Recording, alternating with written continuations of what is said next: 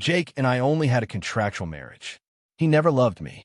Later, when his first love returned to the country, she even came to provoke me. "You're just a substitute for me," she said. Everyone around US believed Jake would eventually divorce me.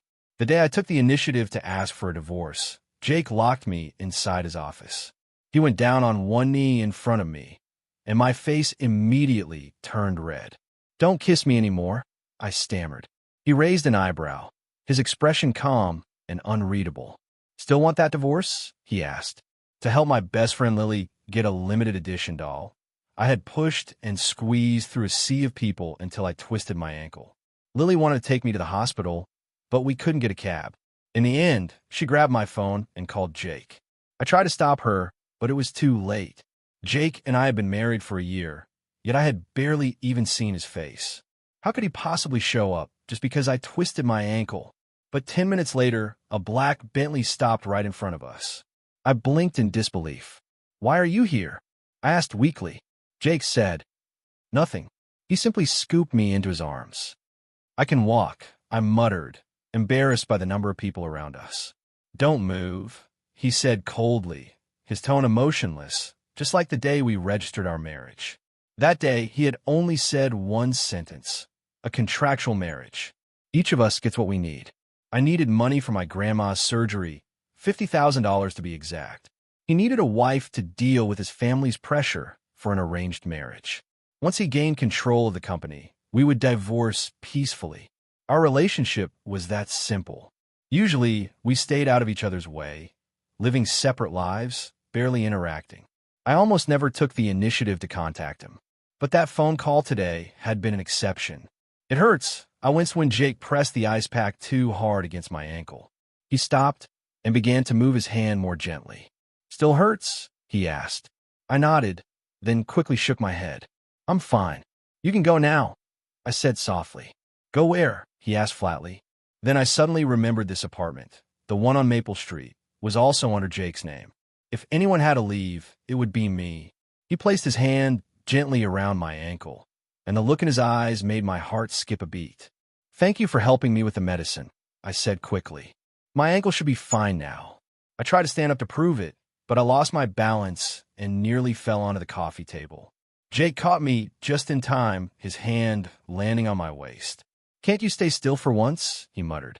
His warm palm brushed against my skin, sending a sudden shiver through me as my body went stiff.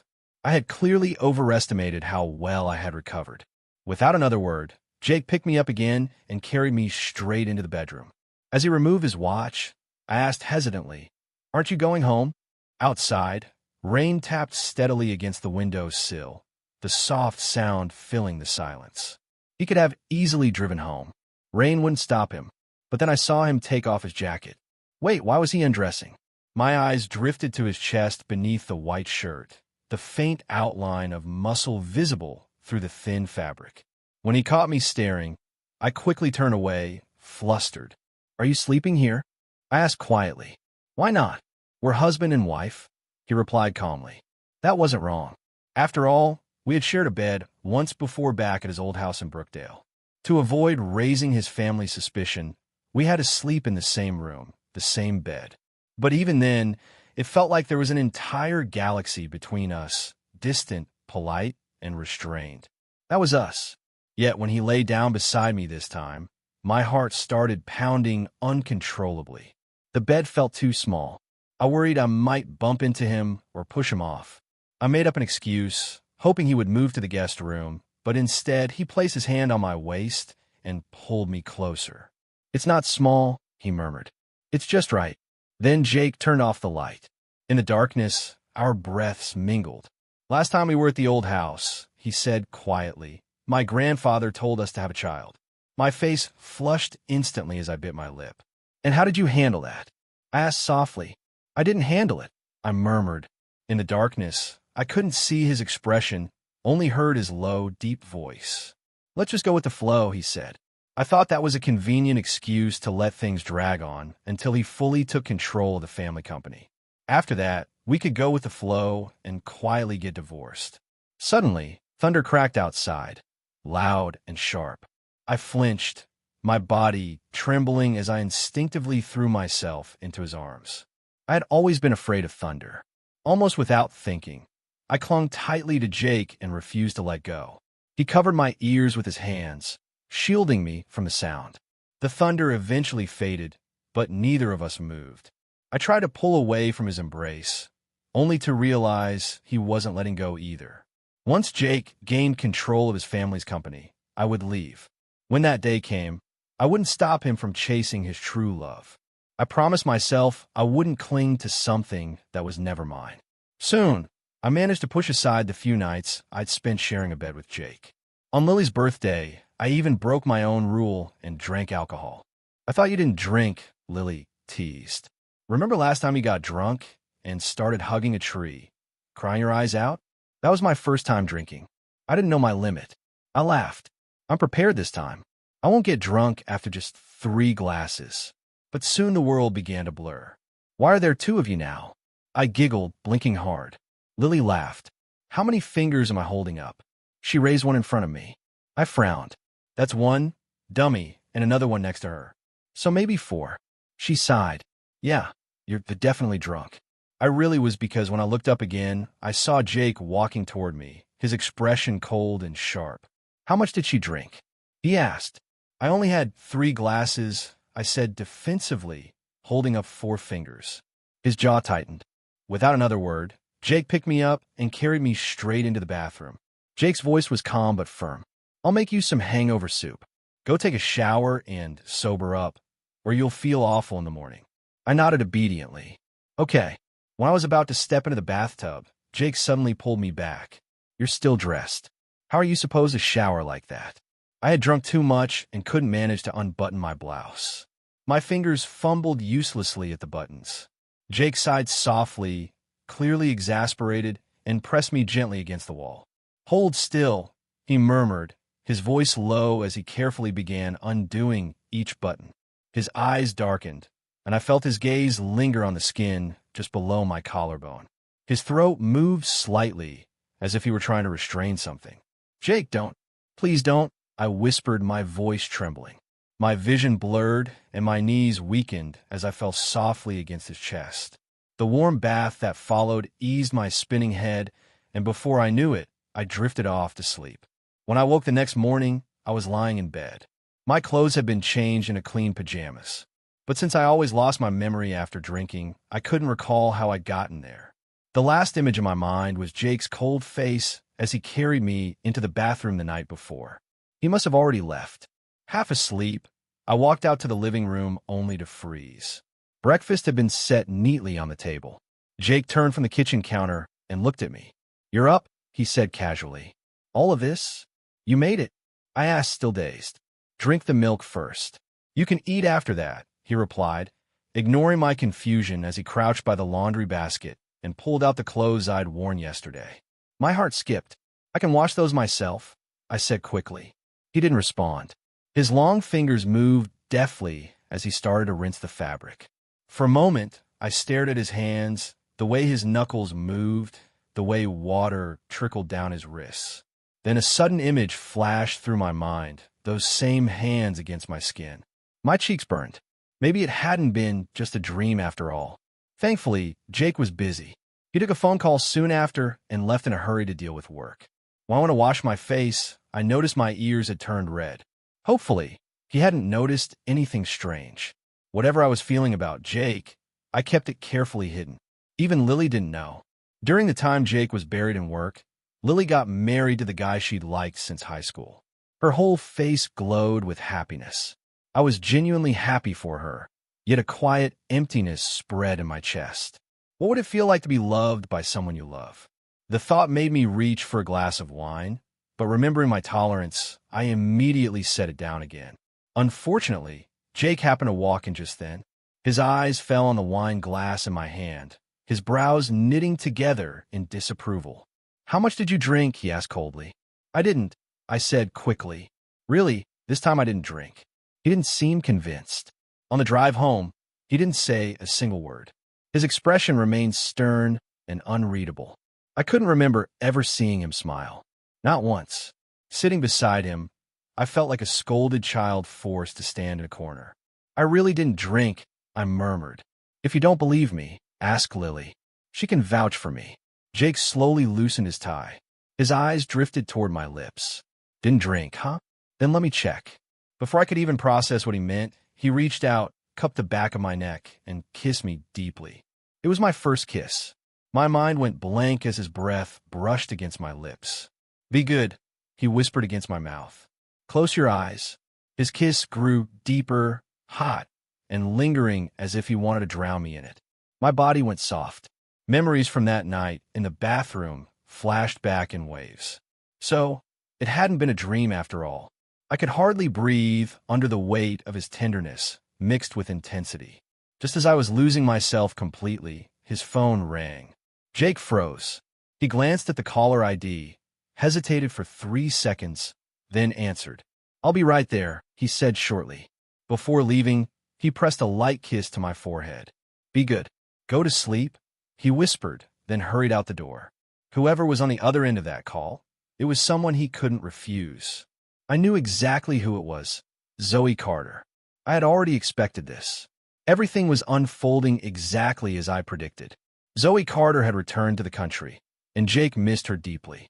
He didn't want to wait another second. They seemed on the verge of getting back together. And as for our fake marriage, I knew it was nearing its end. Jake hadn't contacted me in a long time. My days passed quietly and peacefully. Sometimes I went shopping with Lily. Sometimes I stayed home with Grandma. Her health had improved a lot thanks to the caretaker Jake had hired for her, so kind and attentive. I was genuinely grateful to him. But somewhere deep inside, my feelings started to change. I knew it was wrong, but emotions aren't something you can control. So I decided to keep them buried, locked away, never letting them interfere with his life. Still, Zoe came to find me. You must be Emma, right? She asked, her tone calm, but her eyes carrying a trace of arrogance. Standing before her, I felt small and insecure. Though our faces resembled each other slightly, our styles and personalities were worlds apart. She smiled faintly. We really do look alike. No wonder Jake was drawn to you. I couldn't deny the truth in her words. I heard the two of you even registered your marriage, she continued, amusement flickering in her eyes. But you're just a stand-in for me, aren't you? Her words pierced me like knives. I forced myself to stay composed. Do you have anything else to say? I asked softly. If not, I have things to do. But in truth, I ran away. The confidence in Zoe's gaze made it clear. Jake's heart was completely in her hands. I couldn't say the same for myself. And after overhearing what his friend said about me, whatever hope I had left vanished completely.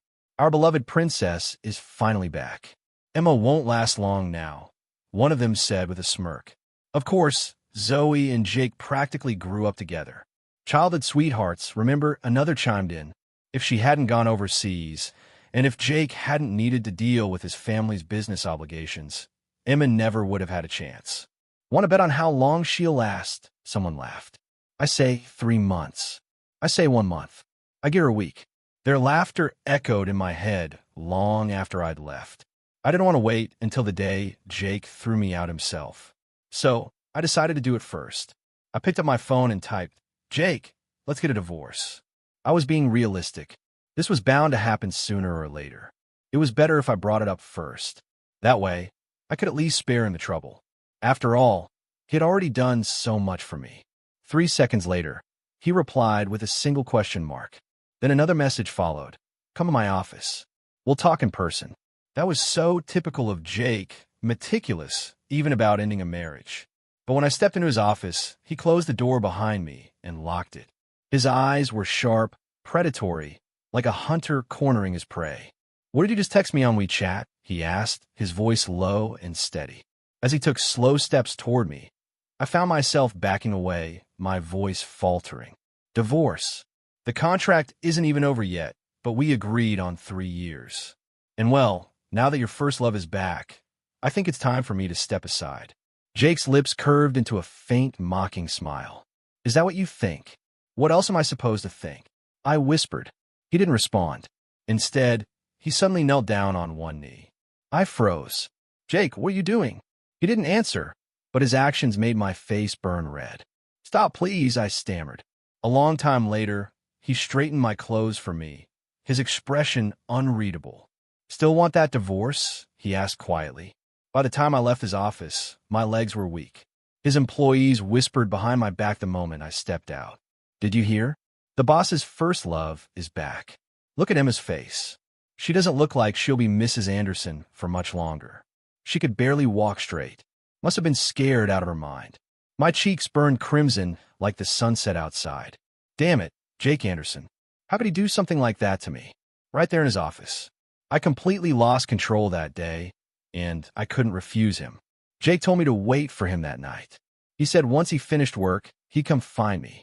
My mind was filled with nothing but the image of him kneeling before me earlier that day, the memory looping endlessly, impossible to erase. I waited until 11 that night, but Jake still hadn't come home. He didn't answer any of my calls either. Then, out of nowhere, Lily texted me. My heart dropped the second I saw the photo she sent. Jake and Zoe walking into a hotel together. She even attached a voice message. I swear I'm not seeing things. That's Jake, isn't it? Guess he and Zoe have gotten back together. They've been in there for hours. My chest tightened painfully. Deep down, I should have known better. Jake could never truly love me. Even if he had once felt a fleeting spark of interest, it was only because I resembled Zoe. All it took was a glance from him, a single word, and I fooled myself into believing it was love. I felt so stupid. After all, he and Zoe were the real thing, the pair who were meant to be together. Without her, there wouldn't even have been a me. That night, I didn't confront Jake.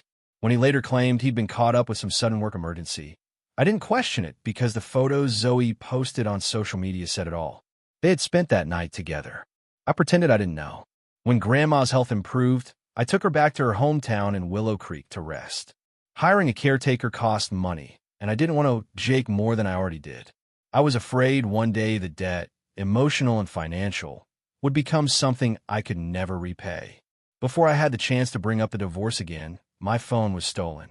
When I went to the police station to file a report, I unexpectedly ran into someone I hadn't seen in years. Ethan Shaw. He smiled warmly. "Emma, it's been a long time." Ethan had been my classmate back in middle school. We hadn't seen each other in years. It turned out he was at the station because he had information about the thief, a professional pickpocket who'd targeted several victims, not just me. "Don't worry," Ethan said confidently. "I'll help you get your phone back." He was still as kind and earnest as he'd been back then. When I was little, after my parents' divorce, neither of them wanted custody of me. I'd grown up with Grandma, and life had been hard. Ethan had been like a ray of light in my childhood, always helping me, always looking out for me. I was truly grateful for that, and Grandma adored him too. "Ethan, have you gotten married yet?" she asked cheerfully when she saw him. "Not yet, Grandma," he answered with a gentle smile. "Then what about a girlfriend? You have someone you like?" His eyes flickered toward me. "Yeah," he said softly. After that, Ethan started visiting often. "Emma," he said one afternoon, "can we go back to how we used to be?" "What do you mean?" I asked. "When we were kids," he said with a small smile. "You told your grandma that you'd marry me when you grew up." I flushed. I was a kid, Ethan. I didn't know any better. I was just joking, but his expression turned serious. "I wasn't joking," he said quietly. "Leaving for school overseas back then, listening to my parents and going along with their plans was the biggest mistake of my life. If I had known that trip would make me lose you for so many years, I never would have gone." Right there on a crowded street, surrounded by people rushing past, Ethan confessed his feelings to me. "Your grandmother's getting older," he said, gently taking my hand. "She needs someone to look after her. And you, Emma, I want to take care of you for the rest of my life." I froze. Then slowly, I pulled my hand away. "Ethan, let's just stay friends, okay?" My heart was a mess, too tangled to sort out. That was the only answer I could give him. After all, my marriage with Jake was still legally valid. I had to end that properly before anything else. I lifted my eyes, and for a split second, I could have sworn I saw Jake in the crowd. My heart skipped violently, but when I looked again, there was no one there. Probably just my imagination. Ethan didn't pressure me to respond. He was patient, gentle, always respectful. That night, I was using Grandma's phone when a call came in. It was Ethan. Emma, good news. We caught the thief. I have your phone. I'll bring it over. I was surprised. A whole month had passed. I'd given up hope of ever finding it. But less than 5 minutes later, there was a knock on the door. I happily opened the door. Ethan, you're here already. But the rest of my sentence froze in my throat. Standing outside wasn't Ethan. It was Jake. His eyes were cold, mixed with anger. Emma, he said slowly, each word deliberate. Do you have any idea how long I've been looking for you? My body stiffened. He stepped inside and shut the door behind him. Before I could react, he pulled me into his arms and kissed me hard. I gasped in shock, too afraid to make noise for fear of waking Grandma. I pushed at his chest, but his grip only tightened. His kiss was urgent, frustrated, and filled with emotions I couldn't read. When he finally let go, his breathing was still unsteady. You just left without a word, he said, his voice low but trembling with anger. Do you know how long I've been trying to find you? Do I mean nothing to you, Emma? I bit my lip, unable to answer. Jake gave a small, bitter smile. Even if you don't say it, your eyes already told me everything. Heat rushed to my cheeks. Part anger, part confusion. Jake, stop it, I said softly but firmly. We're just in a contractual marriage. You promised this wouldn't get personal. He leaned closer, but it already has. Just then, there was a knock at the door. Emma, I brought your phone. Ethan's voice called from outside. My heart jumped. I turned to Jake, whispering urgently, Please let me go. Don't make a scene here. He frowned, but finally stood up. Stay here, he said quietly, then walked to the door. When Ethan saw him step out of my room, his face froze. Who are you and why are you in Emma's room? Jake adjusted his shirt calmly. Her legal husband, he said, his tone cool. Ethan's eyes widened. That's impossible. Emma wouldn't. I want to talk to her. Jake blocked his path. She's exhausted. She's resting and can't get up right now. Ethan looked from Jake to the closed bedroom door, clearly struggling to believe what he just heard. Emma, he began softly. I forced myself to speak from inside the room, my voice trembling. Ethan, thank you for bringing my phone. Please just go home for now. Jake took the phone from him and handed it to me before shutting the door. His tone was calm, but his eyes burned with restrained emotion. Grandma, thankfully, was still asleep in the next room. Jake glanced down and noticed his tie lying on the floor, then looked back at me with a faint teasing smile. So, you managed to get away, huh? I frowned, my voice steady this time. I don't want to share a room with you tonight. I'm going to stay in the guest room. Before I could move, he caught my wrist. It's late. Where do you think you're going? We're not done talking. Jake, I said quietly, meeting his gaze. You're the one who said this marriage was just a contract, that you wouldn't cross any lines. His jaw tightened. But Emma, you like me, don't you? I took a deep breath. I did. But when I saw you with Zoe at that hotel, and then the way she flaunted your reunion online, I realized I don't want to feel that way anymore. I can't keep liking someone whose heart already belongs to someone else. Not anymore, I continued firmly. The man you just saw, his name is Ethan. I'm trying to get to know him. You and I will get divorced sooner or later. You promised you wouldn't interfere with my life. Something in what I said made Jake's expression harden. His voice dropped. So, you really want a divorce that badly? He stepped closer. I tried to pull away, but he grabbed my shoulders. Jake, stop, please. But seeing the tears welling in my eyes, he froze. His tone softened instantly. Emma, why are you crying? He reached up and gently wiped the tears from my cheeks. I don't want to hurt you, he whispered. I just don't know what to do with you anymore. For the first time, his voice wasn't cold. It was filled with confusion, pain, and something I couldn't name. That night, nothing happened between us. I didn't say another word to Jake, not even a glance. The next morning, Ethan came by again. Jake's eyes narrowed, sharp and cold. You again? What are you doing here? I stepped forward, my voice calm but protective. He's my friend. Ethan didn't flinch. Emma and I grew up together. We're practically family. I didn't deny it. I just wished Jake would leave my life completely. I had never truly been part of his world anyway. His friends mocked me behind my back. Zoe provoked me every chance she got. Competing for Jake felt meaningless. I had neither the right nor the strength to fight for someone like him. A peaceful divorce was the only way we could both keep a little dignity. Ethan, I said softly, let's take Grandma to her checkup. Okay. Without waiting for Jake's response, I brushed past him and left. At the hospital, while we were waiting in the hallway, Ethan turned to me. Emma, were you really married to that man? Almost divorced, I answered simply. He nodded slightly, lost in thought. Then after the divorce, what about us? I smiled faintly. Ethan, we'll always be friends. For now, that's all I can promise. My heart was a tangled mess.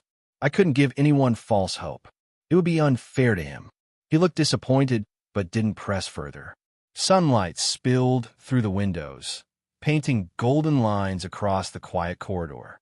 As I glanced toward the far end of the hallway, I caught sight of someone watching me. I didn't need to turn around to know who it was. Jake. He had come back because of Zoe. His feelings for her were anything but simple. One phone call from her, and he would rush across the country without hesitation. And me, I was nothing. Still, a dull ache spread in my chest. It wouldn't be long before we'd sign the divorce papers. That much was inevitable. As expected, the call came from Zoe herself. Emma, she said coolly, Jake asked me to tell you to come back to Beijing tomorrow to finalize the divorce. So the day had come. I'd known it would, but my heart still skipped a beat. Once the papers were signed, Jake and I would have nothing left to do with each other. He'd be with Zoe. They'd get married, start a family, live the life that was meant for them. And me, I wasn't sure what hurt more. The fact that our marriage was ending, or that he couldn't even tell me himself. He'd let Zoe deliver the message. The last sliver of warmth I had for him disappeared completely. I booked the earliest flight back to Beijing. At the airport, there were already people waiting for me. Jake's assistants, I thought. They escorted me to a car, polite but distant, exactly like Jake had always been. I leaned against the window, staring blankly at the passing lights. But after a while, something fell off. The road looked unfamiliar. This wasn't the route to the city center. Before I could ask, everything went black. When I came to, it was already night. I was lying on the cold floor of an abandoned steel factory. Crickets chirped loudly outside, their sounds echoing through the empty space. Is she here? Someone asked. Yeah, the young lady's over there. The voice that followed sent a chill down my spine. It was one I recognized. The sharp click of high heels echoed closer. And then I saw her. Zoe Carter. So, Emma, she said with a smirk, you finally ended up in my hands. I frowned, confused. Why are you doing this? Because you need to learn your place, she said coldly. Jake belongs to me. We grew up together. It's only natural that we'll get married someday. I'm just giving you a lesson. She toyed with a knife in her hand, running her finger along the blade with a smile. My voice stayed calm. What are you planning to do? Kill me? She laughed, the sound sharp and cold. Kill you? Please. I'm not stupid enough to go to prison because of you. I just want to leave you with something to remember me by. Zoe raised the knife, letting the light glint across it. Maybe I'll carve something small right here on that face you used to seduce my Jake. Her eyes flashed with jealousy. You don't even look like me. How could he ever have liked someone like you? And at that moment, I finally understood everything. I truly wasn't like her. Zoe tapped the sharp blade lightly against my cheek, her smile cold and deliberate. Tell me, Emma, if you didn't have this face, do you really think Jake would still divorce you? Her words hit me like lightning. In that instant, something inside me clicked. I began to see the truth behind everything. Zoe, what are you trying to do? I demanded, but she didn't answer. When she raised the knife as if to carve something onto my face, the door suddenly burst open. Jake! Zoe froze for half a second, startled. Then she immediately grabbed me, pressing the knife to my throat. Don't move, she warned. One wrong step, and I'll slit her throat. I didn't care about the threat. Jake, why are you here? I gasped. The moment he saw me tied up, his face darkened with fury and panic. Zoe, what the hell are you doing? Put the knife down. I had never seen him this angry before. Jake, I said stay where you are, Zoe shouted, her voice trembling with both fear and rage. If you take another step, I swear I'll hurt her. Put it down. Jake repeated sharply. You hear me, Zoe? Put the knife down now. But instead of listening, she pressed the blade closer against my skin, her voice shaking. You're yelling at me because of her? After everything, you're taking her side? We've known each other our whole lives, Jake. Ever since you married that woman, you haven't looked at me the same way. Jake's tone turned cold as ice. If Emma gets hurt, if even one strand of her hair is harmed, I will never forgive you. Zoe's hand trembled violently. Huh, that's what you care about? She said bitterly. I don't want to kill her, Jake. I just want you to divorce her. I just want you back. Jake took a slow step forward, his patience finally breaking. Don't come any closer, she screamed, backing away. He didn't stop. His voice was low, firm, and steady. Zoe, I've let you have your way for far too long. But if you hurt Emma, if you ever touch her again, I'll never forgive you because she's the woman I love. Zoe's eyes widened in shock. My breath caught in my throat. His words struck me harder than anything else. He loved me. Zoe's hands shook so badly that the knife slipped, grazing my neck. I felt a sharp sting and warmth as blood trickled down my skin.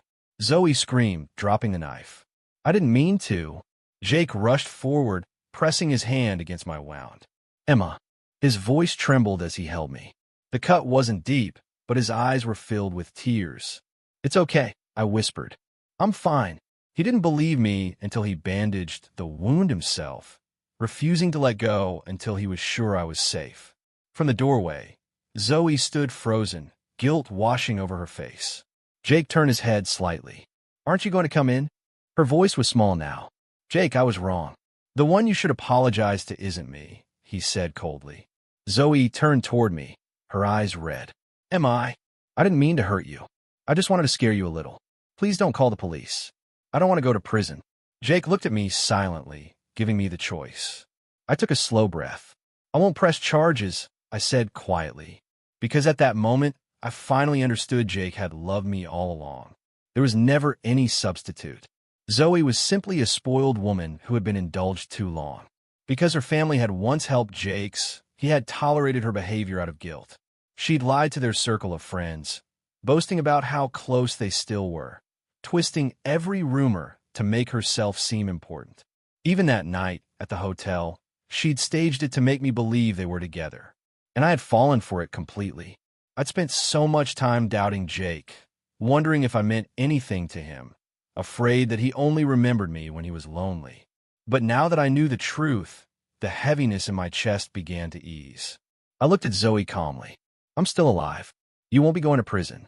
She froze, then suddenly burst into tears and threw her arms around me.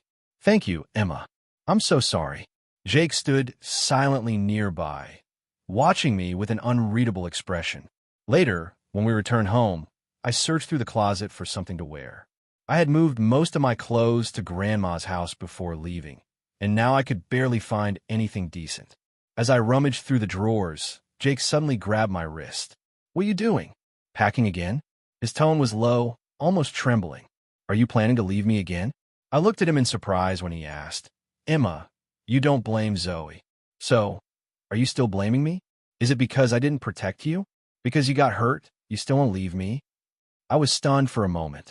I hadn't expected Jake to think that way, and before I could explain, my phone rang. It was Ethan. Emma, he said over the line. Have you and Jake finished your divorce paperwork yet? If it's done, I'll come pick you up. That one sentence made Jake's expression change instantly. He grabbed the phone, hung up without hesitation, and pulled me into a kiss. Emma, he murmured against my lips. I don't want a divorce. This time, his touch was different. No longer angry or forceful, but full of restraint and pleading. He held me close, his voice low and hoarse. I don't want to lose you. A small smile curved my lips. I wanted to tease him a little. And what about Ethan? I asked softly. Jake froze, his eyes darkening. So that's it. You don't need me anymore? I raised an eyebrow, playfully. Can I want both? He realized I was joking, but his gaze sharpened anyway, his tone low and rough. One man isn't enough for you. Before I could react, he pulled me back in his arms. Jake, it's late, I protested, trying to calm him. Can we talk tomorrow? I'm tired and my neck still hurts. But he just held me tighter, his voice soft and magnetic near my ear. It won't hurt, baby. It does hurt, I whispered. He kissed my tears away, his hand brushing my hair from my face. Then tell me if it does, he said gently. I'll stop. His voice was tender, full of warmth and something dangerously sweet. I didn't even realize when my tears stopped or when exhaustion pulled me under. By the time I opened my eyes again, dawn was breaking. Jake was beside me, brushing a strand of hair from my forehead, his tone filled with quiet satisfaction. Now, he said softly, we're truly husband and wife. From now on, no more talk of divorce. Half asleep, I murmured something unintelligible and drifted back into dreams. But in my dream, Jake was different, darker, more intense. He held me by the window, whispered things that made my knees weak, and refused to let me go, no matter how I pleaded. Jake, no, I mumbled in my sleep. It's cold. The moment I muttered that, I startled awake, my face burning. My heart pounded so fast it felt like I'd run a mile. Jake was looking at me with a teasing smile. What were you dreaming about that made you blush like that? Nothing, I said quickly. Just a nightmare. Oh, really? He said, amused. Then why were you mumbling, don't stop in your sleep, Jake? I buried my face in my hands, wishing the ground would swallow me whole. He laughed, pulling me into his arms. You must really miss me, even in your dreams. I had no response to that, so I looked up and said mischievously, what's wrong? Can't handle another round? He raised an eyebrow, clearly surprised that I dared to tease him. In one swift motion, he leaned over me, his grin both wicked and affectionate. It was last night, begging me to stop. I was instantly speechless and red to my ears. Maybe I shouldn't have provoked him. Hours later, as I rested against his chest, I finally realized something. Being with Jake wasn't a dream. It was real, and maybe this was what happiness really meant. To be seen, to be understood, and to be loved in the right way. Bookmark back. If you were in Emma's place, what would you long for most? Understanding, forgiveness, or love? Share your thoughts with Tiny Diary YT, where every love story finds its heartbeat.